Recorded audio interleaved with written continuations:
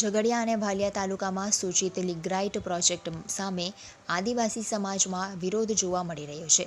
Project આવવાથી અનેક ગામોના હજારો લોકો વિસ્થાપિત બની જશે.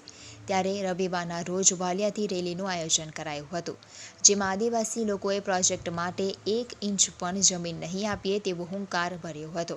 દેડિયાપાડાના પૂર્વ ધારાસભ્ય મહેશ વસાવા સહિતના આગેવાનોએ રેલીનું નેતૃત્વ લીધું હતું. ભાલિયા અને ઝઘડિયા સહિતના ટ્રાઇબલ વિસ્તારોમાં જીએમડીસીના લિગ્રાઇટ પ્રોજેક્ટનો વિરોધ વધી રહ્યો છે. અગાઉ વિવિધ ગ્રામસભામાં વિરોધ અંગેનો ઠરાવ કર્યા બાદ પર્યાવરણીય લોક સુનાવણીમાં પણ ભારે વિરોધ નોંધાવ્યો હતો. રવિવારના રોજ ભીલિસ્તાન વિકાસ મોરચાએ વિશાળ રેલીનું આયોજન કરવામાં આવ્યું હતું. આ રેલી ચંદેરિયા ગામના વ્હાઇટ હાઉસથી નીકળી ભાલિયા ગામના 4 રસ્તા પર ભગવાન બિરસા મુંડાની પ્રતિમાને ફૂલહાર અર્પણ કરાયા હતા.